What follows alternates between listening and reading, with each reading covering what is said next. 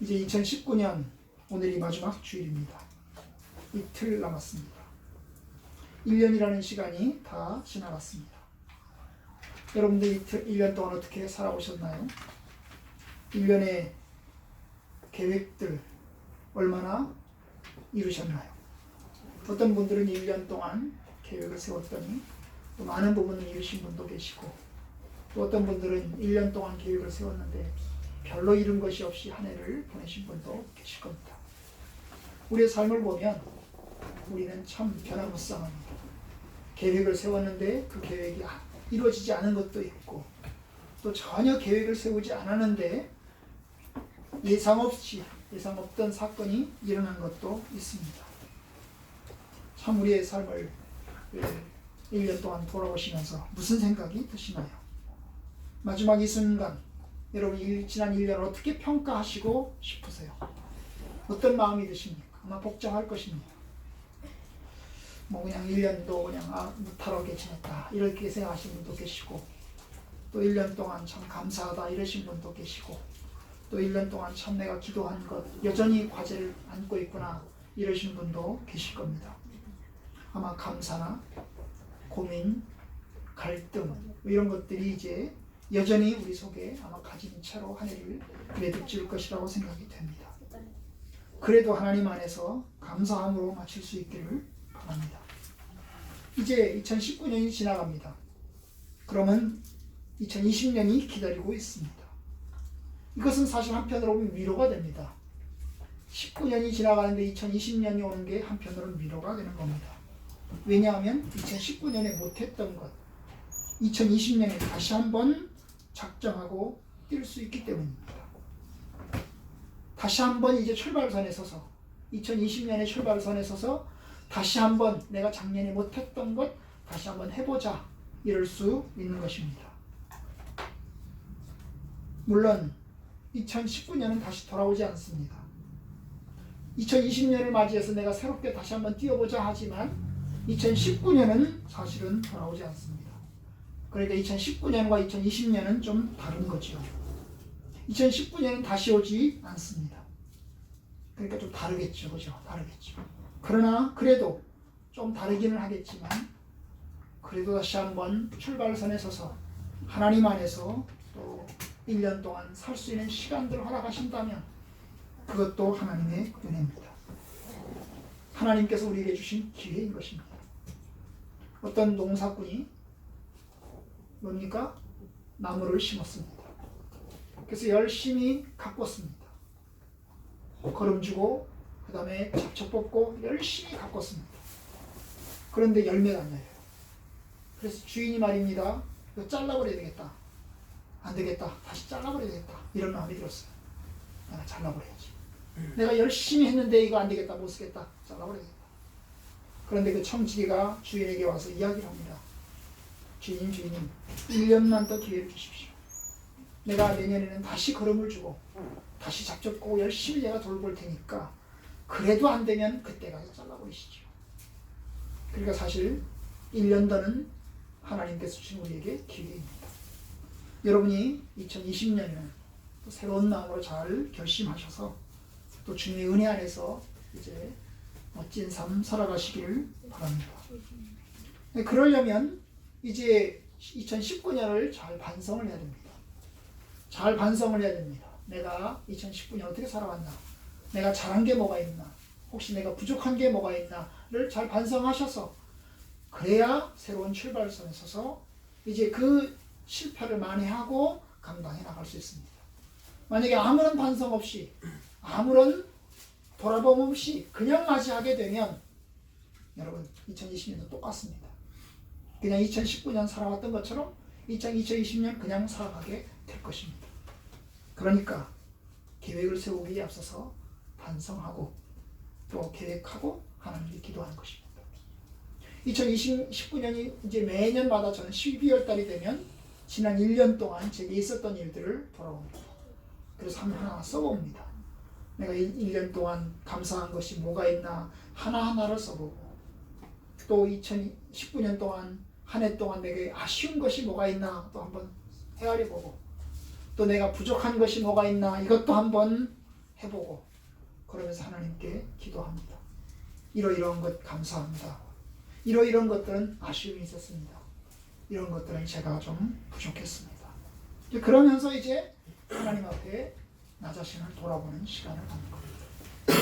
혹시 이전까지 그러지 못했다면 앞으로 남은 오늘, 내일, 모레 3일은 하나님 앞에 여러분 자신을 돌아보시면서 또 하나님 앞에 계획하시면서 기도하면서 새해를 맞으시기를 바랍니다.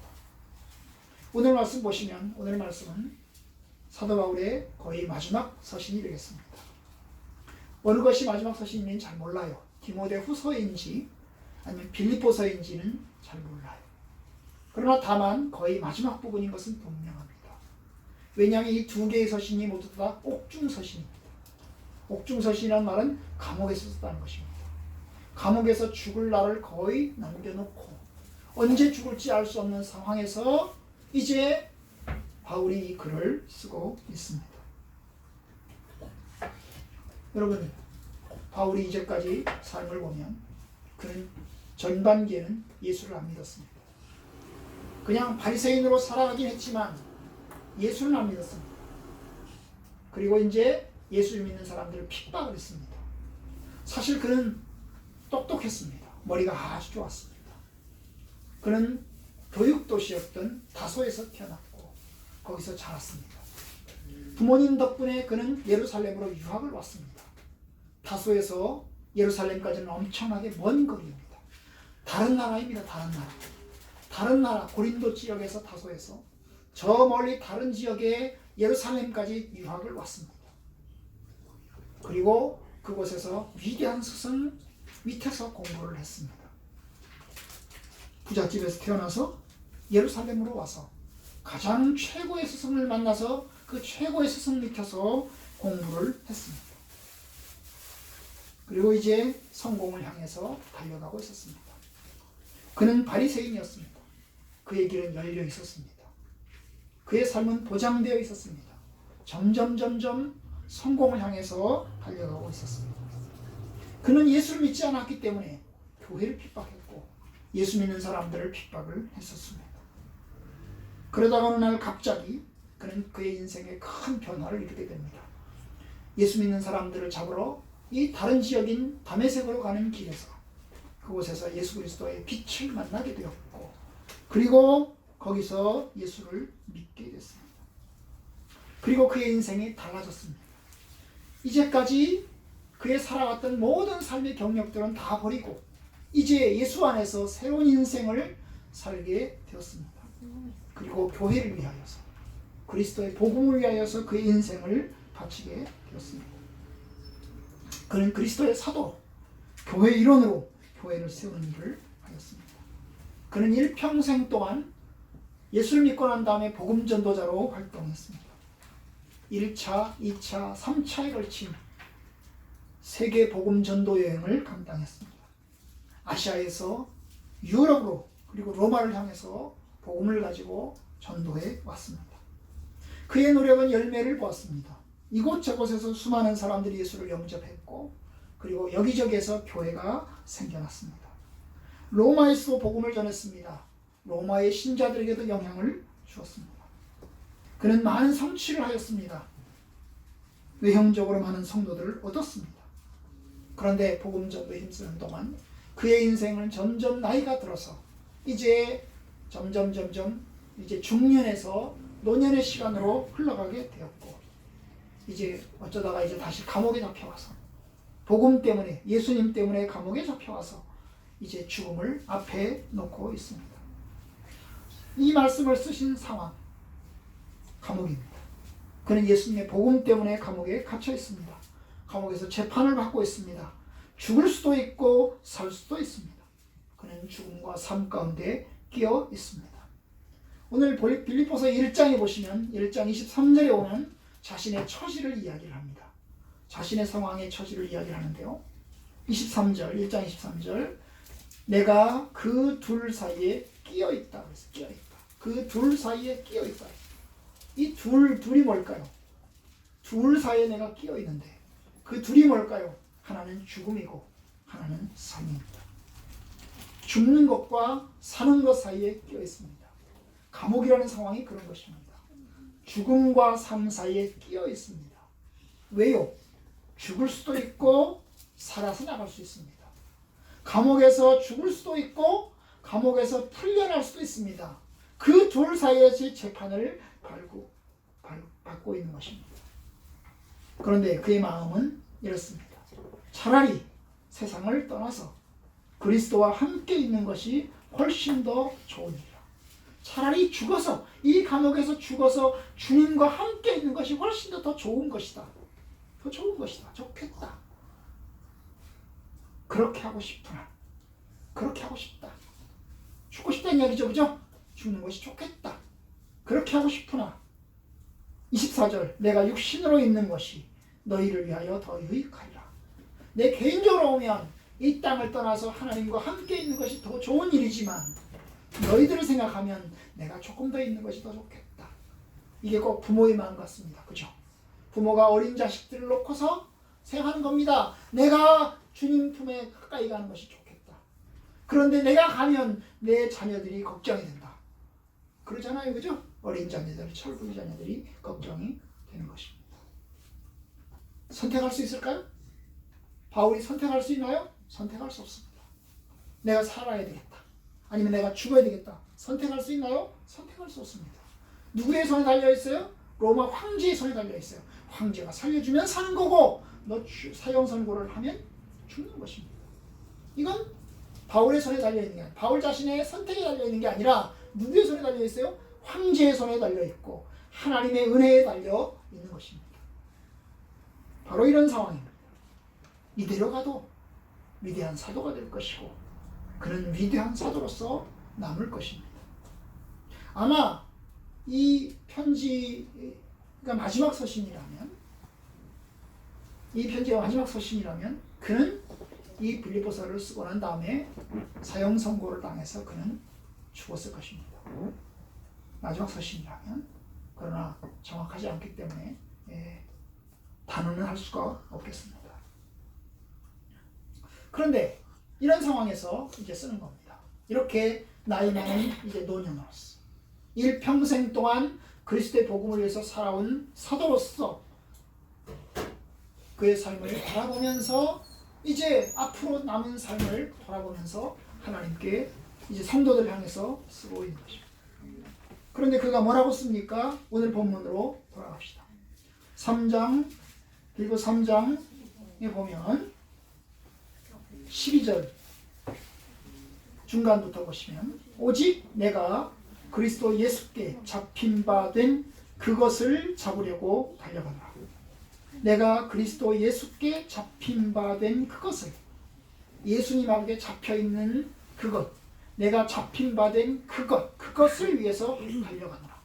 그것이 뭘까요? 그것이 13절에 나옵니다. 형제들아 내가 아직 잡은 줄로 여기지 아니하고 오직 한 일, 즉 뒤에 있는 것은 잊어버리고 앞에 있는 것을 잡으려고 이 앞에 있는 것을 잡으려고 달려가노라. 14절 표대를 향하여 그리스도 예수 안에서 하나님이 위에서 부르신 부름의 상을 위하여 달려가노라. 이 표대라고 해요? 목적입니다. 목적, 골. 내가 목표하는 것, 내가 목적하는 것, 내가 달려가야 되는 것, 그것을 향해서 달려간다는 겁니다. 여러분 이 말씀 보시면 내가 이만하면 됐다 생각하지 않습니다. 여전히 그의 길은 달려가고 있습니다. 바울의 표대가 뭘까요? 내가 표대를 향하여 달려간다 그랬어. 표대를 향해서 달려간다 그랬어. 이 표대가 뭐예요? 저 앞에 있는 깃발입니다. 깃발. 저 앞에 꽂아 있는 그 깃발을 향해서 내가 달려가는 겁니다. 그 깃발이 뭘까요? 사도 바울에게 있어서 그 깃발이 뭘까요? 그 깃발은 예수님이십니다. 예수 그리스도이십니다. 내가 예수 그리스도를 위하여 달려간다는 거예요. 여러분 사실 그에게 있어서 그 이전에는 예수님이 목표는 아니었습니다. 그의 목표는 바리새인으로서 이 땅에서 율법을 준수하고 그리고 이제 이 세상에서 어느 정도 성공하고 부유한 인생을 사는 것이었습니다. 그런데 예수를 만나고 난 다음에 그의 목표가 바뀌었습니다. 이 세상에서의 성공으로, 하나님 나라의 성공으로 바뀌었습니다. 율법에서 복음으로 바뀌었습니다. 예수 그리스도로 바뀌었습니다. 그리스도의 복음을 위해서 사는 것, 그것이 그의 목표가 되었습니다. 바울은 말합니다. 나는 지금도 달려가고 있다. 지금까지 나는 달려왔다. 그런데 앞으로도 계속해서 달려가고 있다. 사실 그의 삶을 보면 많은 부분을 이루었습니다. 그의 성취를 바라보면서 참나 잘했다. 그러면서 대견스럽게 생각하고 기쁘게 생각할 수 있고 감사하게 생각할 수 있습니다. 그런데 여전히 남은 것이 있다는 것입니다. 그래서 12절에 이야기합니다. 내가 이미 이루었다 함도 아니요 얻었다 함도 아니라 이미 얻었다 함도 아니요 온전히 이루었다 함도 아니다. 여전히 달려가는 것입니다. 여전히 믿음은 진행 중이라는 것입니다. 사실 당시에 업적을 가지고 내가 많이 이뤘다 이렇게 생각하는 사람들도 있습니다. 그러나 사실 그것은 온전히 이룬 것이 아닙니다. 여러분, 그리스도를 목표로 삼고 살아간다는 것이 뭘까요? 내가 그리스도를 향해서 달려간다. 내가 저 앞에 있는 그리스도 깃발을 향해서 내가 달려간다. 그건 뭘까요? 그것은 부활에 참여하는 것입니다. 그리스도 안에서 온전한 구원에 참여하는 것입니다. 그런 것을 위하여 오늘도 고난을 감당하고 있습니다. 여러분, 이걸 보면서 우리 자신의 목표를 보십시다. 여러분, 여러분들의 목표는 무엇입니까? 여러분들의 깃발은 무엇입니까? 여러분들의 표대는 무엇입니까? 우리의 표대는 무엇입니까? 어떤 사람들은 아예 표대가 없는 사람도 있습니다. 깃발 자체가 없는 사람도 있습니다. 어디로 가야 될지 몰라요.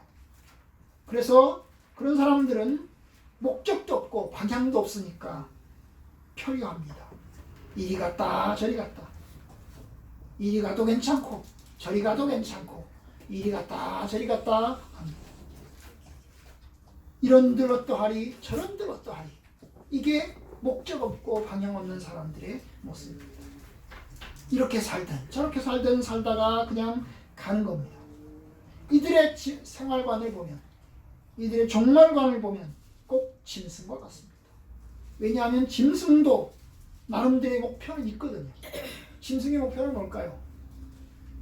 죽는 겁니다. 죽는 거예요. 그런데 죽기 전에 뭐래요? 짝짓기를 하고 번식을 하고 죽습니다. 동물의 왕국을 보면 동물의 왕국에 꼭 등장하는 게 있습니다. 짝짓기하고 그 다음에 뭡니까? 짝짓기하고 새끼 낳고 그 다음에 죽는 겁니다. 그죠? 그게 꼭 나와요. 생육하고 번성하는 거겠죠. 그런데 내가 목표가 없고 방향이 없다는 말은 결국 뭡니까? 짐승보다 못한 겁니다. 짐승은 그래도 생육하고 번성하는 짝짓기하고 그 다음에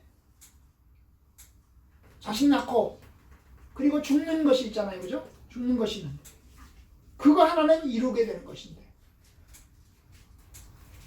그것마저도 없다면 방향 자체가 없다면 어떻게 되겠습니까? 결국 세상 사람들처럼 그냥 번성하고 자식 낳고 죽는 게 끝입니까? 그러면 참 불행입니다. 그게 중요하긴 하지만 불행입니다. 여러분, 어떤 사람들은 세상의 푯대를 가지고 삽니다. 그 세상의 푯대가 자식 낳는 것이고 또 성공하는 것이고 이 세상에서 행복을 추구하는 것이 될 수도 있습니다. 그런데 그 모든 것은 세상에서만 유효합니다. 여러분, 성공하고 행복하고 자식 낳는 것은 세상에서만 유효합니다. 세상에서는 행복할 수 있고 세상에서는 성공할 수 있습니다. 그런데 그것으로 끝입니다. 여러분, 닫혀진 세계, 우리의 생각이 닫혀져 있으면 그것으로 끝인 것입니다. 위에서 부르신 부름의 상, 하나님 나라의 구원은 없어지는 것입니다. 여러분, 성도들은 그렇잖아요. 저와 여러분들은 이 세상이 끝이 아닙니다. 이 세상이 전부가 아닙니다. 만약에 이 세상이 전부였다면 신자만큼 불행한 사람은 없고, 이 세상이 전부였다면 이 세상 성도만큼 불쌍한 사람이 없습니다. 성도들은 그 반대입니다. 여러분, 주 예수의 날을 기다리는 사람들이 성도들입니다.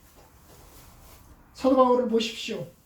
만약 그리스도 안에서 바라는 것이 이생뿐이었다면 그는 가장 불쌍한 사람이었을 것입니다. 차라리 예수 안 믿고 바리새인으로 성공을 향해서 달려가는 게 훨씬 더 낫습니다. 그런데 그리스도를 위하여 고난을 받고 믿음으로 인내하고 그리고 살았습니다. 심지어 복음 때문에 감옥에도 들어왔습니다. 그러면 그것이 헛되고 가장 헛된 것입니다. 그렇죠? 세상에서 만약에 사는 것이 끝이라면 사도 바울과 같이 어리석고 멍청한 사람이 어디 있습니까? 그 모든 것이 헛된 것이 되고 말 것입니다. 그러나 우리 성도들이 바라는 것은, 그리스도 안에서 우리가 바라는 것은 바로 믿음의 표대입니다. 믿음의 표대입니다. 14절에 보면 이런 이야기를 합니다. 그리스도 예수 안에서 하나님이 위에서 부르신 부름의 상을 위하여 달려가노라. 위에 계신 하나님이 우리를 부르십니다. 위에 계신 하나님이 우리를 부르십니다. 내가 너희들을 부른다. 내가 너희들에게 상을 주겠다. 내가 너희들에게 상을 주려고 한다. 내가 너희들을 부른다. 여러분, 성도가 가지고 있는 목표가 바로 이것입니다.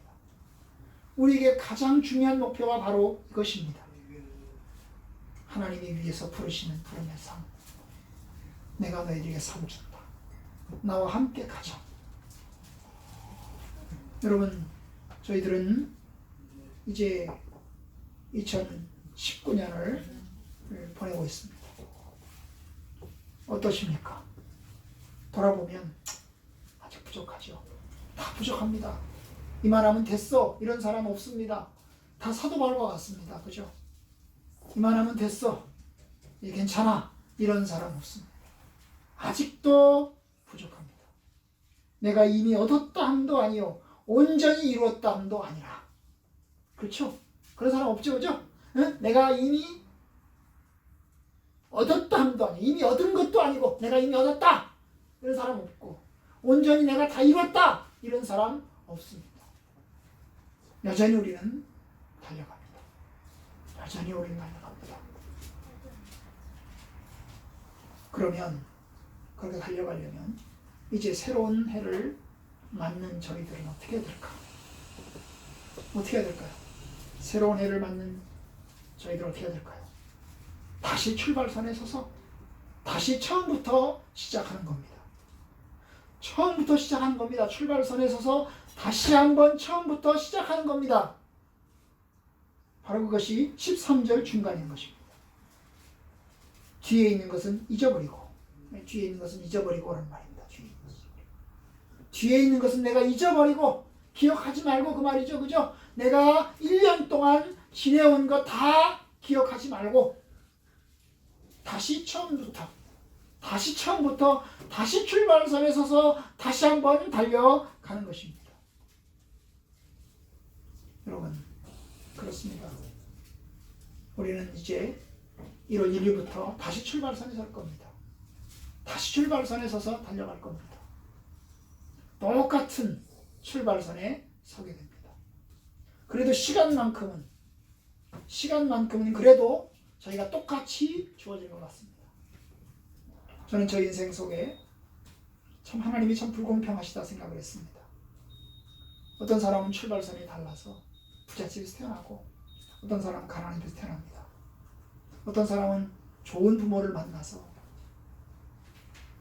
양육받으면서 서포트 받으면서 자라고, 어떤 부모는 참 부모가 무능하고 연약해서 자식들을 서포트 해주지 못하고, 그리고 서포트 받지도 못하고, 후원 받지도 못하고, 도움 받지도 못하고 그겁니다. 얼마나 불공평합니까? 출발선이 다릅니다. 그런데요, 사람에게 똑같은 것은 있습니다. 시간은 똑같습니다. 시간은 똑같습니다. 하루에 24시간, 일주일에 168시간, 1년에 365일, 시간은 똑같이 주어집니다. 하나님께서 저와 여러분들에게 주어진 시간은 똑같습니다. 누구에게나 24시간을 줍니다. 생각해 보세요.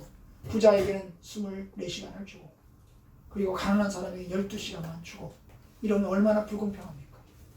그런데 하나님께서는 모두에게 똑같이 24시간을 주었습니다. 그 24시간을 주고 나서 그 24시간을 준 상황에서 내가 가진 것으로 어떻게 합니까? 감당하도록 하십니다. 어떤 사람에게는 5달란트를 주셨고 어떤 사람에게는 2달란트를 주셨고 어떤 사람에게는 1달란트를 주셨습니다. 뭐 각각 달란트는 다르죠. 각각 여건은 다르고 상황은 다릅니다. 그런데 시간은 똑같습니다. 여러분 5달란트 받은 사람은 5달란트를 남겨야 됩니다. 2달란트 받은 사람은 2달란트를 남겨야 됩니다. 그럼 1달란트 받은 사람은 1달란트를 남겨야 됩니다. 여러분 5달란트 받은 사람이 1달란트만 남겨서는 안 됩니다. 2달란트 받은 사람이 1달란트만 남겨서는 안 됩니다. 각각 자기에게 주어진 만큼 남겨야 됩니다. 1달란트 받았으면 나는 왜 한 개밖에 없냐 이러고 묶어놔서도 안 됩니다. 내가 1달란트 받았으니 그 1달란트 받은 범위 내에서 또다시 1달란트를 남기려고 해야 될 것입니다. 예수님의 이야기 가운데 이 달란트 이유가 있죠. 어떤 사람이 어떤 주인이 종들에게 달란트를 남겼습니다. 한 사람에게 5달란트를, 한 사람은 2달란트를, 한 사람에게 1달란트를 남겼습니다. 그런데 2달란트 받은 사람은 2달란트를 남겼고 5달란트 받은 사람은 5달란트를 남겼는데 이 1달란트 받은 사람은 1달란트 받은 사람은 땅에 묻어놨습니다. 땅에 묻어놨습니다. 주인이 와서 묻습니다. 야, 왜 너는 뭐 했냐? 아마 이 사람이 5달란트 받았으면 어땠을까? 생각해 봅니다. 저 사람은 5달란트 받고 저 사람은 2달란트 받고 나는 1달란트밖에 안 받았네. 그래서 나는 그냥 덮어놔야지. 나는 무능하니까 나는 1달란트밖에 못 받았으니 그냥 덮어놔야지. 이렇게 하셨을까? 이렇게 했을까? 그럼 그 사람에게 주인님 나에게 5달란트를 주시지 그랬어요. 그럼 내가 5달란트 받았으면 내가 5달란트를 남겼을 텐데 왜 나한테 1개만 줬어요? 그래서 내가 그냥 땅에 묻어놨어요. 이렇게 얘기할까? 여러분 그런 사람들이 있습니다. 나는 왜 저 사람보다 못났어? 나는 왜 저 사람보다 우리 집이 가난해? 나는 왜 저 사람보다 배우지도 못했어? 그래서 인생을 자포자기하고 술만 먹고 그리고 인생을 허송세월하는 사람들도 있습니다. 여러분 하나님께서는 그렇잖아요. 5달란트 받은 사람에게는 5달란트를 남기를 요구하시지만 1달란트 받은 사람에게는 1달란트를 원하십니다. 여러분 하나님께서는 1달란트 받은 사람에게 5달란트를 요구하지 않습니다. 야, 나는 너한테 1달란트를 줬다. 5달란트를 남겨라. 하나님 그렇게까지 요구하잖아요. 만약에 하나님이 1달란트를 주고 나서 5달란트를 요구하신다면 그건 하나님이 도둑놈입니다. 그런데 여러분 그 주인은 그 종들에게 먹을 것을 주었습니다. 시간을 주었고 먹을 것을 주었습니다. 그동안에 먹을 것을 주었습니다. 내가 혹시 열심히 내가 했는데 1달란트 받은 사람이 내가 열심히 했는데 최선을 다해서 했는데 어떻게 하다 보니까 1달란트를 다 잃어버렸습니다. 그럼 어떻게 하겠어요? 할 수 없는 거지요. 열심히 했는데도 잃어버렸으면 할 수 없는 거지요. 5달란트 받은 사람이 열심히 했는데 내가 열심히 했는데 어떻게 하다 보니까 5달란트를 다 잃어버렸습니다. 그럼 어떻게 합니까? 할 수 없는 거지요. 그러나 해보지도 않고 땅에 묻어놓고 그냥 나는 받은 게 없어. 나는 왜 이렇게 못났어? 이것은 하나님이 원하시는 것이 아닙니다. 그렇죠? 내가 원하는 게 아니거든요. 나는 왜 이렇게 못났을까? 나는 왜 이렇게 부족할까? 그래서 나는 술을 먹고 그냥 방탕하게 지내고 이건 아니라는 겁니다. 지금 아니라는 것입니다. 주님 말씀하십니다. 표대를 향해서 달려가자.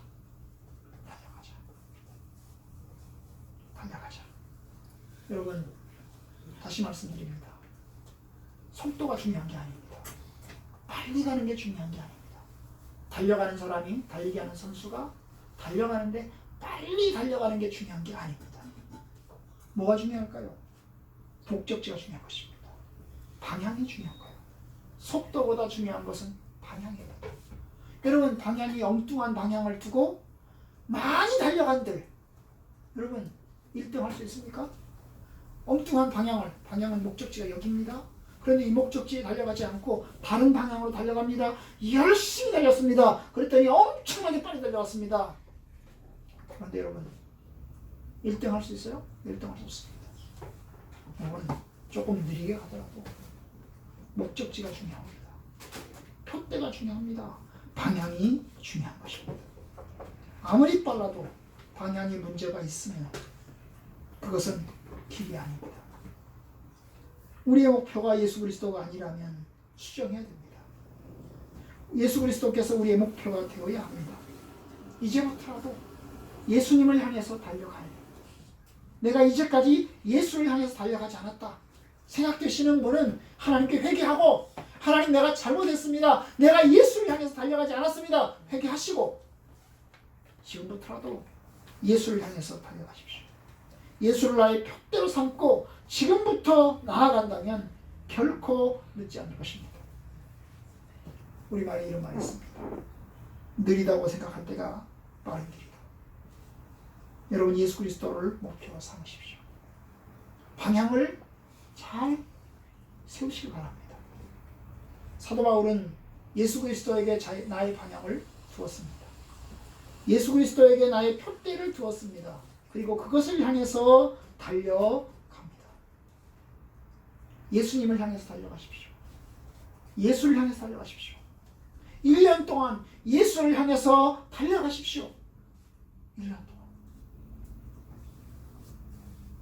그리고 그 방향을 분명히 하셨다면 내가 할 수 있는 만큼, 내가 1달란트 받았으면 1달란트 받은 만큼, 5달란트 받았으면 5달란트 받은 만큼, 내게 주어진 달란트만큼 달려가십시오. 최선을 다해서 달려가십시오. 내가 능력이 없어서, 내가 좀 지식이 없어서, 내가 좀 가진 것이 별로 없어서, 내가 좀 느리게 달려가더라도 달려가십시오. 하나님 뭐라고 안 합니다. 야, 너 왜 이렇게 늦게 오냐? 하지 않습니다. 왜요? 하나님이 주신 게 그것밖에 없는데요. 주로 내가 받은 게 그것밖에 없는데요. 내가 최선을 다해서 달려왔습니다. 그러시면 하나님 앞에서 부끄럽지 않습니다. 그러니까 여러분 중요한 건 달려가는 겁니다. 달려가는 거예요. 내가 받은 만큼, 내가 받은 한도 안에서 최선을 다해서 가는 겁니다. 여러분 지난 앞으로 1년 동안 이제 성경을 읽으실 거야 합니다. 여러분 성경 안 읽으신 분들 있잖아요. 성경 읽으십시오. 이제 시작합니다. 1년 시작합니다. 이제 다시 한번 시작합니다. 성경 읽으십시오. 일평생 동안 성경 한 번이 안 읽으신 분은 읽으십시오. 그리고 기도하십시오. 기도하세요. 하나님 안에서 하나님께 시간을 정해놓고 조금씩이라도 기도하십시오. 여러분 사실 그러다 내 힘으로 되는 건 아닙니다. 하나님의 은혜가 필요하고 도우심이 필요합니다. 주님께서 나를 도와주셔야만 끝까지 달려갈 수 있어요. 하나님이 도와주셔야 끝까지 달려갈 수 있어요. 내 힘으로 달려갈 수 없어요. 왜냐? 우리는 변하거든요. 사람의 마음을 보십시오. 사람의 마음은 변합니다. 1년 연초에 얼마나 많이 계획을 세웁니까? 주로 남자분들이 세우는 계획이 새해엔 담배 끊는다. 뭐 한다. 그러잖아요. 그렇죠? 못합니다. 작심삼일이에요. 며칠 하다가 포기하고 합니다. 성경을 읽어야 되겠다. 이러시면 성경을 읽기 시작합니다. 그런데 성경 읽다가 며칠 지나고 나면 또 포기해버려요. 포기해요. 왜? 하루 안 하고 이틀 안 하면 분량이 늘어나거든요. 성경이라는 게 그런 것 같아요. 그죠? 오늘 만약에 읽어야 돼요. 3장 읽어야 되고 또 내일 3장 읽어야 되고 매일 3장 읽어야 돼요. 그런데 안 읽으면 어떻게 될까요? 분량이 늘어나거든요. 분량이 늘어나요. 그러니까 나중에요 분량이 늘어나니까 지쳐가지고 이제 못해요. 응? 하루 안 하고 이틀 안 하고 그래가지고 하려고 하니까 점점 늘어나는 거예요. 그래서 못하는 거예요. 그러니까요 이게 내 결심으로 되는 게 아니에요. 내 결심으로만 되는 게 아니에요. 하나님 은혜가 필요한 거예요. 하나님 은혜가 필요한 거예요.